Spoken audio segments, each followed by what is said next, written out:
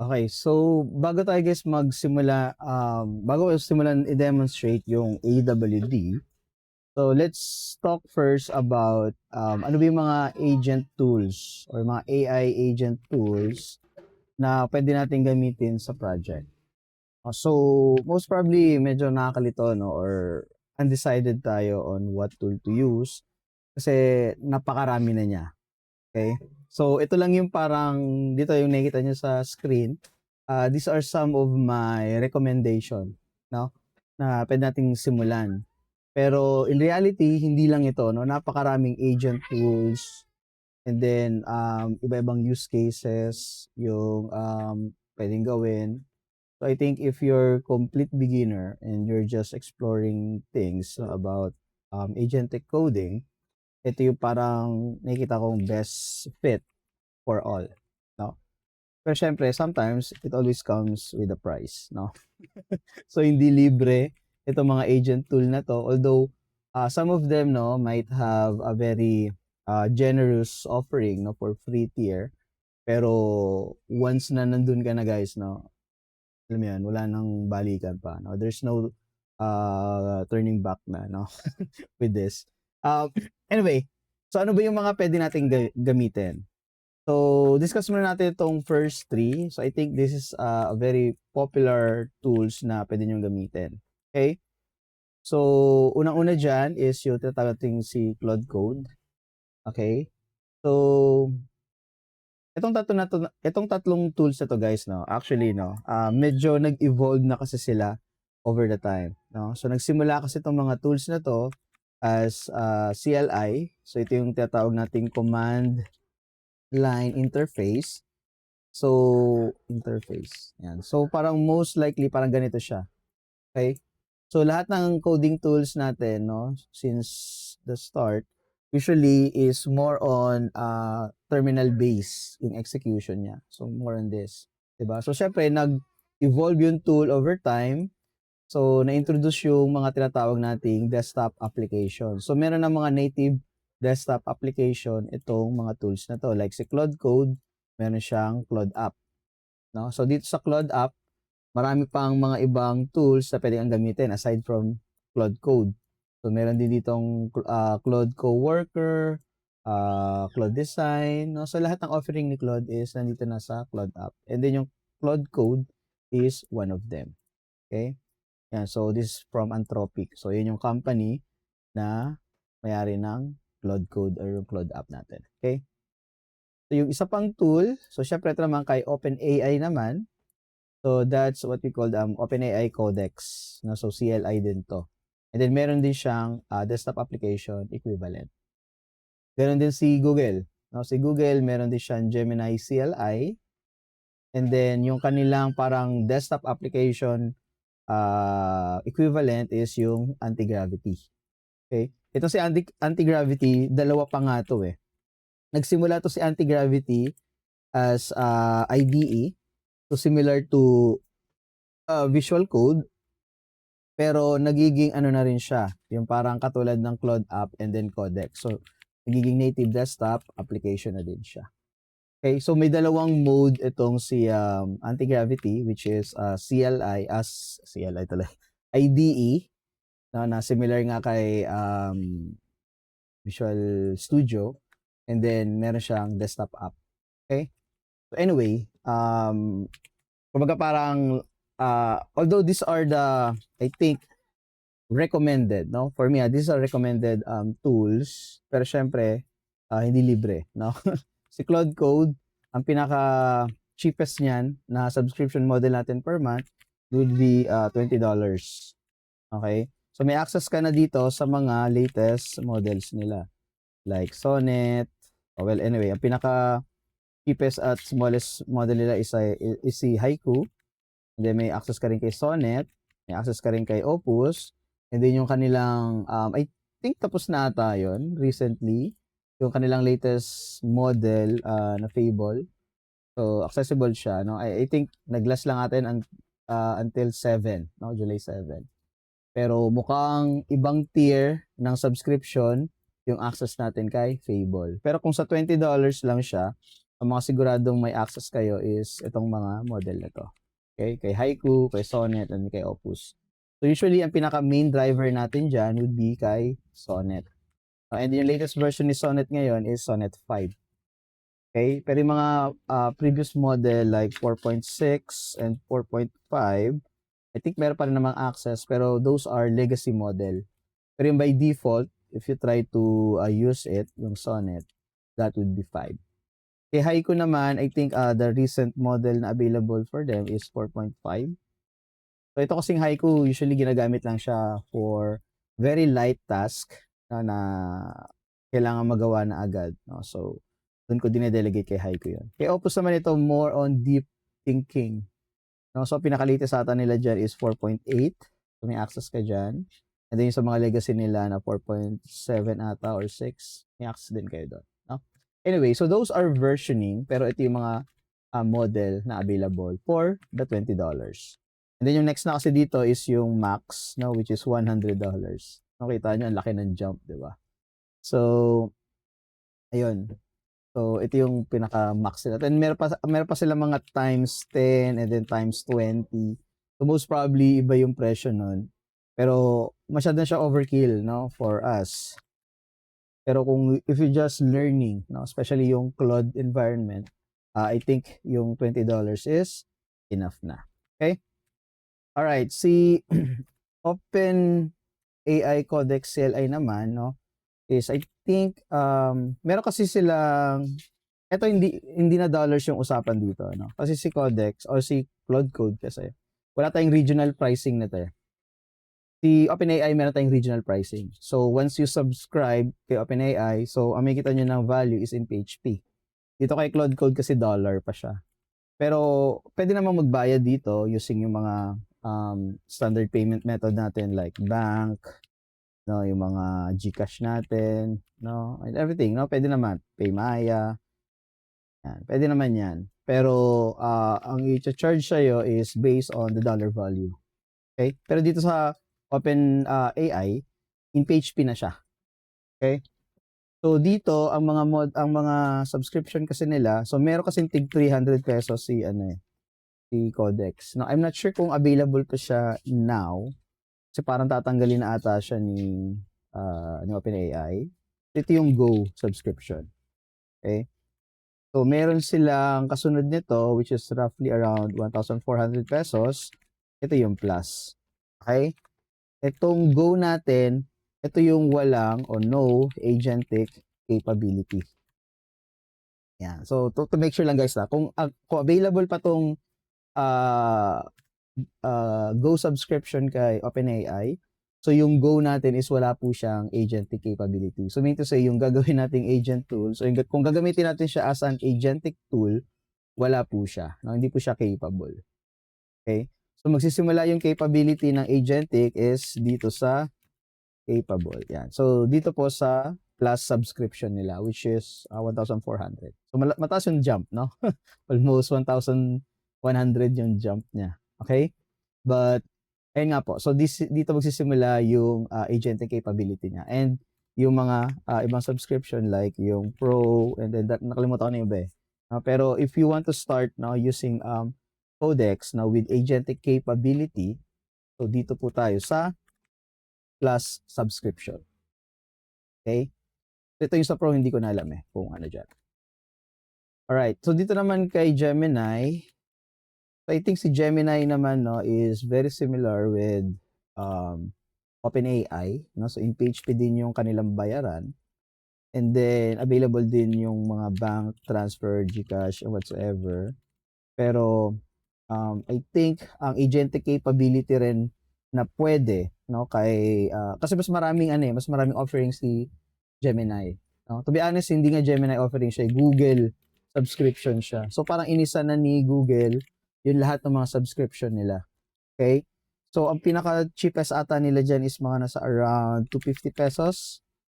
Okay? So wala pong agentic capability to. No agentic capability.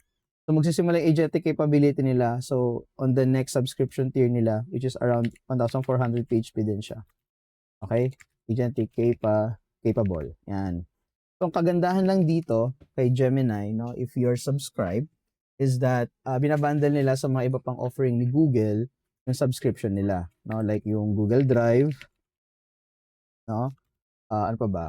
Ah, I think yung YouTube subscription natin hindi pa part, no? So, separate siya. Kasi iba yung bill ko doon. But anyway, isa sa mga very attractive na offering sa akin dito, no, kay Google is yung kanilang Google Drive subscription. So, tataas yung storage mo dito. So, dito kasi sa 250, meron ka ng, I think, 50 gig? If I'm not mistaken, 50 gig ba? Parang 50 gig. Kung hindi 50 gig, baka 200 ata, 200 gig additional storage, no? So, kung ito yung subscription mo, tapos at the same time, higher rate sa Gemini. Okay?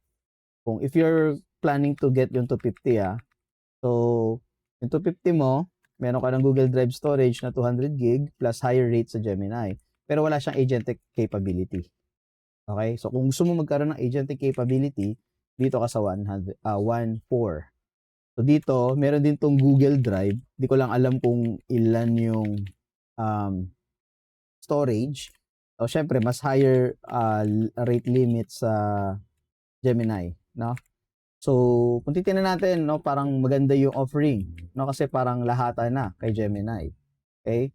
So, kung yun yung ano nyo, kung yun yung taste nyo about on this, so pwede, no, doable siya. Pero don't expect a very good outcome, no? Kasi parang mini-measure din natin dito yung intelligence naman ng ating tool, ng ating model. Kasi sa mga ito, itong mga binanggit natin una, yung first three, exclusive lang sa mga AI model nila yung kanilang agentic tool. Like si Claude Code, mga mga Claude model lang yung ma-access natin dito. So di natin pwedeng ipasok dito yung kung meron kayong Gemini or OpenAI model, so hindi pwede. So exclusive lang. So ganun din kay OpenAI. Aba, hindi ko lang sure eh. Pero parang pwede ka ata magpasok dito ng iba, third party. Pero ayun nga, no. So if you want to add third party, so parang added cost din siya sa'yo, no? So medyo restricted din siya in a way. Okay? Si Gemini, I'm not sure if something siya, kunyari if you're using CLI, Gemini CLI or anti-gravity, if you can bring your own if you can bring your own tool, no, dito sa coding agent na to. So ano din siya. Hindi ko rin sure, no? Kasi hindi naman lahat nagamit ko eh, no? Parang yung basic information lang about the tool yung medyo alam ko pa, no? Alam ko lang. But anyway, the point here is that if you're using yung first three natin, no, very limiting siya dun sa exclusivity ng model. Kasi kung gagamitin mo yung model, yung AI model nila, yun yung parang pinaka preferable, no, na option. Pero if you want to use other model aside from these three, so yun, ibang agent tool yung gagamitin natin. Okay? So that's for the first three. So yung mga alternatives natin like GitHub Copilot, ayan. So si GitHub Copilot meron din silang CLI, pero ang much preferred use case nito is yung integration natin sa VS Code. Ayan. So natively kasi naka-VS Code na yung GitHub Copilot, no? So once you install the latest version ng VS Code, integrated na yung GitHub Copilot. So ito 'yon, yung nakita niyo sa gilid. Ito yung parang may chat window sa taas, then may kita niyo diyan, no? Merong ganun. Okay? Alright, so dito kay GitHub Copilot, may access ka sa mga model, no? Like kay Claude, kay GPT, no? And kay Gemini. Pero yun nga lang, don't expect na na mas very capable sila, no? Pero pwede na, no? Doable na rin kahit paano. The point here is may access kayo dun sa mga model na to. Ang problema ko nga lang dito kay GitHub Copilot ngayon, no, is very limited yung kanilang rate. Even dun sa subscription mo na $10. Kasi pinaka-basic na subscription natin dito is $10. So, mabilis maubos yung credits, no? Kahit na parang minimal lang yung task mo and what. So, very, parang hindi siya ganun ka-worth it for me. Nung dati, no, before yung kanilang change in policy, maganda yung Copilot. Ako, I would suggest na ito yung kunin nyo. For $10 lang siya, no? May access ka na sa lahat ng model, tapos generous pa yung rate limit niya. Eh ngayon medyo binabaan na nila. So, parang nakikita ko na hindi na gano'n kasulit itong $10, no? So parang may mga ibang option na I think much better. Okay? So si Cursor naman, ito yung parang di ko lang sure kung meron siyang CLI, pero ang pinaka use case talaga nito is alternative to VS Code. Okay, kasi IDE ito by its nature. IDE siya. So, IDE siya, pero ang kagandahan, meron sila sariling AI model for coding. Yun yung tatawag natin Composer. Okay, so aside from Composer, may access ka din sa mga ibang model like Claude, GPT, Gemini, saka yung mga ibang Chinese model. No? Meron din silang access. So, dito, I think pinupush ata ni Cursor ngayon, no? Instead of using this other model na in-offer nila, is mag-lean tayo towards to Composer. Kasi very capable na daw to. No? So, I'm not sure kasi I don't use Cursor. Pero ito kasi isa sa mga nakikita ko din na ginagamit ng iba. Okay? So, kaya medyo limited lang yung knowledge ko about this. And then dito kay Cursor, ang pinaka-minimum na subscription nila is $20 per month. So, may access ka kay Composer, Composer model, plus yung mga ibang model din as well. Okay? Then agentic capable din to. So, $20. Almost the same price with Claude, OpenAI, no, even yung kay Gemini, no. So mga nasa $20 din kasi to. So dito, in $20 na yan, I'm not sure kung in PHP, kung makikita niyo siya in PHP or in USD. So di ko sure. Okay, kasi like I said, hindi ko pa naman nagamit yung tool. So yung basic information lang. Okay? Alright, so dako tayo dun sa, ito I think, if you're starting, no? Then at the same time, ayaw nyo ma-tie up dun sa constraint ng top 3 natin and hindi rin magandang option yung iba, no? Pero it's a good alternative. Dun tayo sa prefer ko, which is yung open code. Okay? So si open code, meron siyang dalawang way kung paano natin mako-consume yung model. So meron siyang subscription and meron din siyang ano tawag dito, subscription, and then merong API key. Yan. So meron kasi tayong dalawang way on how we can use yung mga AI model. So it's either via subscription or via API key. So yung parang isipin niyo na lang guys, kung sa cellphone siya, itong subscription, ito yung postpaid. Okay, ang API key, ito yung prepaid. Okay, so ibig sabihin, top up tayo dito. So, API key. No? So, di-top up siya. Alright? So, it's up to you guys kung saan nyo mas prefer nyo. If you prefer postpaid or if you prefer na prepaid siya. Pero ako, I would suggest na mag-default tayo sa postpaid. Okay? Kasi we're just learning the tool pa lang. Okay? And usually kasi kapag you are just learning, the more na parang magpo-prompt ka ng magpo-prompt, no, to achieve your goal. Magkakamali ka at some point and you need to reiterate ulit yung model, no, para mag-produce ng tamang output. So kung mag-API, kung magpe-prepaid kayo doon, ang mangyayari diyan, mag-rack up kayo ng cost sa API, no? And minsan may mga model na yung per inference niya, no, is hindi ganun kaganda. Okay? And despite of na halimbawa you're using a small model, and then naka-prepaid kayo, 'di ba? So makikita mo doon may running balance kayo per call, no, per inference, ika nga. Inference mean to say yung nag-inquire ka sa model and then yung response niya. Okay? So mas masusulit niyo yung prepaid kasi technically bayad mo na no? Kung magkano yung binayad mo rito per month, yun na yung cost mo per month. Wala kang babayaran. Ang tanging ano mo lang dito, kalaban dito is yung kanilang rate limit. Okay? So, lahat ng AI model natin guys, no, mapa-subscription man yan, or I'm not sure sa API key, no, kung may rate limit. I'm not sure, kasi hindi ko rin masyadong ginagamit 'to, yung API key. Mostly kung gagamit ako ng AI, I subscribe, no, nagsa-subscribe ako dun sa tool. Pero API key is very seldom ko siya magamit, and parang hindi ko pa na-encounter na nagkaroon ako ng rate limit dito. Okay, so basically parang infinite siya in a way, pero syempre yun nga lang, kada call mo may bayad, 'di ba? So yun din yung limiting factor doon. Hindi yung parang nililimitahan ka ng system, but nililimitahan ka ng wallet mo dito sa API key. Pero kung subscription ka, yun, talagang aggressive yung kanilang rate limit dito, no? Anyway, so dito, so sa rate limit, basically ang setup nila diyan, no, is that meron silang rate limit for 5 hours, and then weekly, and then monthly.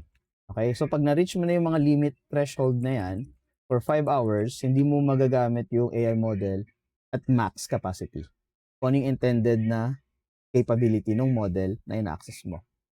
Halimbawa, by the way guys, ito sorry, kasi nandito tayo kay OpenCode. But itong idea na to, no, can apply dun sa lahat. No? Especially sa mga top 3 natin, kay Claude, kay OpenAI, kay Gemini, no? So applicable siya. Okay? So medyo pauna lang. bago tayo bumalik kay OpenCode. So ayun. Yung subscription o yung rate limit nila is applied to sa lahat. So by 5 hours, weekly, and monthly. So mean to say, kapag halimbawa within 5 hours na nag-interact ka sa tool, na-reach mo na yung max limit mo na yan, so big sabihin, yung capability ng model na in-access mo is parang mada-downgrade siya significantly.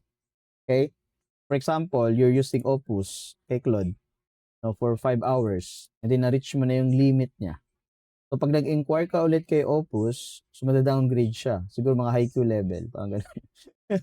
Kaya from Opus punta ng haiku level, 'di ba? So yun lang, no? Yun lang yung ano natin doon. So maghihintay tayo ng 5 hours bago natin ulit magamit in max capacity yung Opus. If ganun yung intention mo. So di ko lang alam kung kay haiku, halimbawa rate limit ka na, tapos haiku pinili mo. So di ko lang sure kung ano yung reference natin dito, di ba? Pero at least kay Opus, no, pag na-hit mo na yung rate limit, no, it's either balik ka kay haiku na inference level. Anyway, so my point here is that may rate limit tayo. Ganun din sa weekly. Okay? So halimbawa every 5 hours, okay? So yung cadence mo ng input na ano mo, na re-reach mo every 5 hours.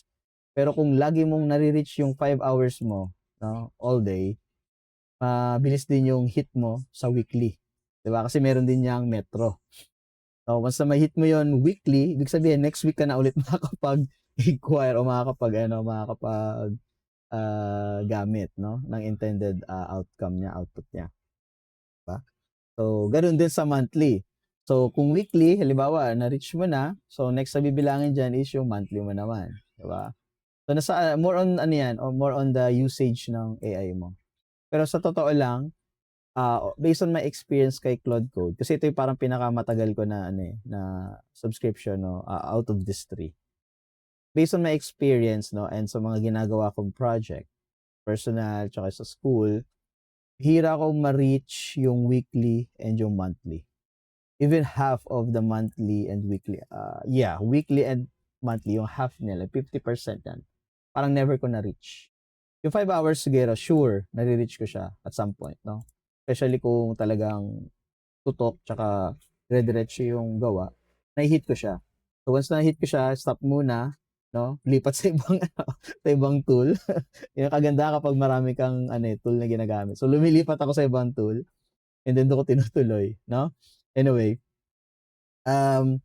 bihira ko ma-reach, no? At least in my case, for the $20 subscription. So parang very overkill yung weekly, monthly, no? Siguro nare-reach lang 'tong mga ganitong rate limit if, for example, you're using beyond coding lang. no? Kunyari, yung co-work, 'di ba? O kaya Claude Design, yan. Yung Claude Design, sobrang takaw niyan sa token. So, I think dun na ano, dun bumabawi, no? Or dun na kukuha siguro yung iba, no? Dun bumaba. Pero kung coding lang, no? For project or what, I think it's very unlikely na ma-reach yung weekly and monthly limit. Okay? So anyway, sa top up naman or sa API key, no? So for all, lahat to mapa-Claude Code man siya, OpenAI, Gemini, and so on and so forth, prepaid siya, top up, so Demetro, per ano siya, per token yung bayaran natin dito. Per every 1 million token. Okay? So dun yung bayaran dyan. Alright. So, dako tayo. Balik tayo kay Open Code. So, ito yung prefer ko, no, in our case. So, merong subscription tsaka API key mode si Open Code. So, yung subscription ni Open Code is yung tatawag ng Open Code Go. Okay, so meron sila noon. And then yung isa pa, yung API niya is Open Code Zen. Okay? Dito sa Zen kasi, dito yung may access kayo sa lahat all AI model, no? Including yung mga frontier model natin like Claude, GPT, Gemini, 'di ba? Yung mga Chinese frontier model like DeepSeek, GLM, Minimax, okay, ano ba? Minimax, Kimi, yan, kung mga narinig niyo yan, Qwen Coder, okay? So, nandito lahat, to be honest, no? Lahat ng maisip nyo na model, mapa Western man siya, no? Or Chinese model, nandito. Accessible sa Open Code Zen natin. Pero yun nga lang, ito yung Demetro. Ito yung prepaid natin. Okay? And then, syempre, bawat model, may kanya-kanya silang metro per million token. Okay? So, si Go naman, ito yung postpaid natin. So, initially kasi, no, as of now, I think may promo sila. Kung first time user ka, pwede ka mag-subscribe for $5 lang monthly. O yung first month mo. $5 siya sa first month mo. And then yung the following month mo, 10 na siya. Okay? $10 siya. So parang basically, ito yung rate talaga nila, no? $10. Tapos 5 lang siya sa first month mo. Okay? And dito, yun nga lang, wala kang access dito. No access to Claude, GPT, and Gemini. No, walang ganung model dito. Meron lang sila, ito yung mga AI model natin, no? Yung mga Chinese model natin. Okay? So actually, to show you the site, no? So punta tayo, Open Code AI. Yan. So ito yung site. Click nyo lang yan. And then from here, makikita nyo rito, ayan, makikita kayo, no, Zen and Go. Pag nag-Zen kayo, ayan. So dito kasi sa Zen, like I said, scroll natin pababa. Ayan, wala. So sa docs tayo pumunta para makita natin yung offering sila sa Zen. Okay, Zen, wait lang. Ayan, so ito yung mga model na available. So makikita nyo dyan yung mga premier. Even yung latest, look, yung GPT 5.6. So recent lang yan. No, recent lang yan. Yung Sol, yung Terra, tsaka yung Luna. These are all recent model. So may access na agad tayo doon. If you're subscribed to Zen. Or, I mean, kung may load ka for this, no? And GPT, Claude, no? Even yung Fable, may access ka dyan. Okay, and then si Gemini, yan, nandito. Tapos, after that, no, yung mga Chinese model na natin, like yung Qwen, DeepSeek, Minimax, GLM, Kimi, diba? Even Grok, nandito si Grok, kung gusto nyo gumamit ng Grok model, diba? Tapos yung mga free model natin, actually may mga free model si Open Code, no? So kung hindi kayo nakasubscribe, and then wala rin kayong load, no? May mga free model sila. Pero very limiting. So ito yung mga yon, yung mga Big Pickle, mga Mini North, Mimo, 'di ba? Mga free yan, no? And may rate limit sila, yun lang. So para hindi kayo mabitin, subscribe na lang, no? And even DeepSeek, no? DeepSeek before Flash, merong free. Ito yung ginagamit ko during demonstration, to be honest, no? Sa class ko. So yan yung pwede nyo magamit for the meantime. Pero if you want to use it to your project talaga, so much better if you subscribe para hindi kayo ma-rate limit sa mga free model. Kaya yung capability rin. Okay? Ayan. So dito, ito yung pricing nila per million token. Right? So meron tayong input tsaka output. Yung input, ibig sabihin, binibilang din natin yung token ng prompt natin. Okay? So basically, ito yung prompt na binibigyan natin. And then yung output, ito yung inference, no? Yung sinusulat na ni AI after niyang i-think or after niya i-process yung input natin. Okay? So, yung minsan kasi 'di ba, per 1 million, makita niyo diyan ha. So, we support pay-as-you-go model. Below are the prices per million token. Okay? So, ito yung presyo nila per million token. So, ibig sabihin, kung input mo, naka 1 million token ka na sa input, ito yung presyo nila. Okay? So, pinakamahal dyan is, syempre, yung ating top model, Fable. So, sa 1 million input token mo, $10 ang babayad mo. Pero kapag yung si Claude nag-output ng 1 million token, so $50 yung kanyang bayad. Okay? So, kaya nga yung Claude medyo, mahal talaga yung inference niya. Kasi sinubukan ko to dahil I have a Zen credits, no? Sa open code. Sinubukan ko yung, even kahit yung Sonnet 4.4 lang, no? Kung titingnan mo, million input token niya is $3 tapos 15 yung output, no? So, parang, ang ginawa ko ata dito, nag-scaffold ako ng app, tapos yung running balance ko na, no, yung nagastos ko for scaffolding pa lang ng app, no, is mga nasa roughly $3 na. Okay? So, yun lang. No? Maybe baka meron lang kailangang i-calibrate sa workflow ko para mas less yung cost. Pero kung, yun nga, no, if you're just experimenting on things, I don't think yung Zen is a good choice for testing out muna. No? That's why yung Go, yung pinaka suitable for us, no? So yan, no, makita nyo, $5 siya first month, then 10 yung susunod. And then yung mga model na may access ka dito are all Chinese model, no? So walang walang Claude, walang Gemini, walang GPT. No? Pero yung iba dito are very capable na sa coding. Especially in GLM, yung latest version ng GLM nandito. Yung Kimi K2.7, very capable model din siya, Minimax din as well, and DeepSeek V4 Pro. Okay? Yung Pro and Plus nandito.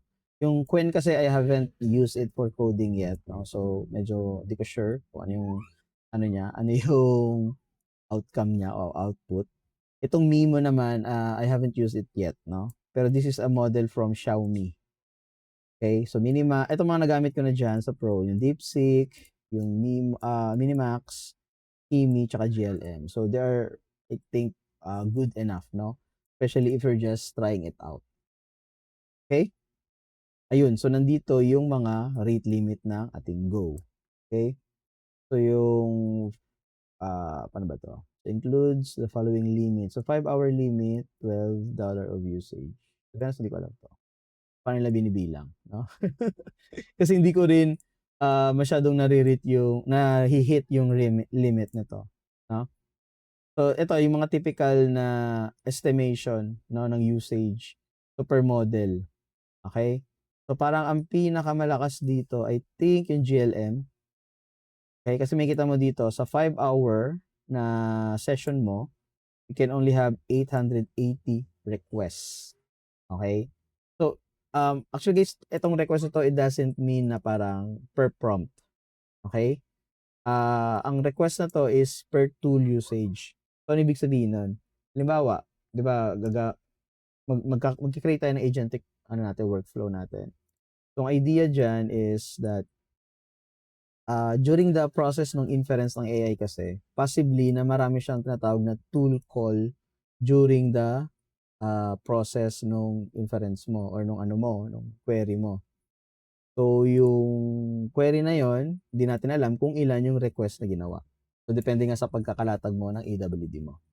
Okay? So, all in all, lahat nung yon, hindi natin masasabi kung ilan yung tool chain o tool call na ginawa niya per inference mo or for input mo, no? So, but anyway, basically, meron ka lang 880 na tool call for GLM 5.2. So, masyadong ano 'to, masyadong, mabigat na 'to, no? So, ako I would suggest kung medyo mahaba-haba kung ma-estimate mo na medyo mahaba-haba yung session niyo, ang pinaka siguro yung balance diyan would be yung Kimi, which is meron kang 1,350 o kaya ito Minimax, 'no? So, Minimax, Kimi, makikita niyo ang laki din ng jump, 'di ba? So, 'yun, no, kumbaga ang pinaka main driver niyo diyan siguro would be, ito yung Kimi 2.7. Pero yung implementation ano niyo, implementation, model niyo puwedeng ito na lang, Minimax 2.7, 'no? Kasi basically ang gagawin na lang ng implementation model niyo is babasahin yung spec and then gagawin niya yung coding, 'no? So kapag halimbawa, ang process niyo is nandun pa lang kayo sa ideation, so tina-try niyo pa lang i-come up kung ano yung gagawin niyo, it's either mag-GLM 5.2 kayo or Kimi. Pero during the implementation, you can, go with Minimax. Much better yung, rate limit niya. Okay? Sige. Ayun, so ang mangyayari diyan, eto, ang ginagawa ata ni OpenCode 'no, kung halimbawa subscribe kayo, tapos na-hit niyo yung binanggit natin na mga rate limit, teka lang meron din sila dito na ayan 'no, yung 5-hour, weekly, tsaka monthly. If you hit yung mga limits na yon, ang mangyayari is that, made-default kayo into Demetro, okay?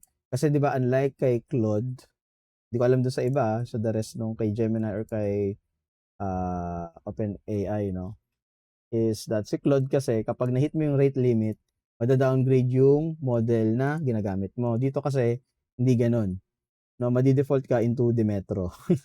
So, dapat meron kang Zen model or else, hindi yata mag-aano, hindi magpo-proceed yung inquiry mo. So, parang sinasabi niya na rate limit ka na, okay? So, kung naka-subscribe ka kay Go, meron kang backup na Zen, just in case, okay?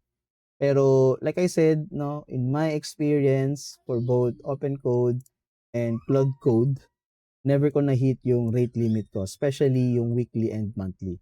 Dun kasi makikita, kung sobrang gamit na gamit or sobra mong ginagamit yung tool 'no, kapag nare-reach mo or nahi-hit mo yung weekly tsaka yung monthly limit. Pero in my case, hindi ko pa nare-reach yun based sa mga activities na ginawa ko. Okay? Alright guys, so ayun 'no, so I think that's it, for this video. Medyo mahaba na. So I hope, nakapag-decide kayo 'no, kung anong tool yung gagamitin niyo, regardless kung ano man yung aking recommendation. Pero yung mga gagawin natin na activity moving forward 'no, so I will be using, OpenCode for that, okay? Pero siyempre you are free to explore, everything 'no, or even kahit wala dito sa mga recommendation ko, you are free to do that 'no. Kasi ang kagandahan din kay OpenCode 'no, is that hindi lang yung AI model yung ano, yung kinukuha natin ng access dito, but yung agentic tool mismo itself. Kasi puwedeng mangyari diyan is that you can bring your own subscription or API key kay OpenCode, okay? So kung halimbawa nag-subscribe ka, let's say kay Cursor, I'm not sure, kay Cursor, pero parang I think you can. And then ayaw niyong gamitin yung Cursor 'no, to on coding and you prefer, OpenCode, so puwede mong dalhin yung Cursor subscription mo papunta dito kay OpenCode. Gano'n din kay GitHub 'no, kasi kay GitHub meron din akong subscription 'no. By the way, I'm subscribed to GitHub, $10 pero, as an educator kasi nag-ano ako no'n, nag-apply ako as an educator. So, nakakuha ako ng free 2 years na subscription for, Copilot. So, yung subscription ko kay Copilot, puwede kong dalhin dito kay OpenCode, puwede 'yun. Now, even ata si, OpenAI, yung Codex subscription nila, tsaka yung Gemini, puwede rin 'no. I'm not sure, pero hindi ko pa kasi na-try, pero puwede. Yun nga lang si Claude subscription, hindi puwede. 'No, kasi parang I don't know, medyo ano sila, enclose yung ecosystem ni Claude, Kung Claude yung model na gagamitin mo, dun ka lang sa ano nila, sa platform nila, 'no. Pero yung subscription mo kay Claude, di mo puwedeng dalhin kay OpenCode. Pero kung naka-Demetro ka kay Claude, let's say yung API key, yung gamit mo rito, pwede mong dalhin kay OpenCode. Yung subscription lang hindi. So dun lang sila medyo strict yung ibang mga companies, no? Yung subscription hindi mo pwedeng dalhin kay OpenCode, pero kung naka-API key ka, pwede. Okay? Alright, so ayun guys, no? So I'll be using OpenCode, no, sa ating demonstration later on. So yun lang, no? So I think that's all for this. Thank you so much and see you next time.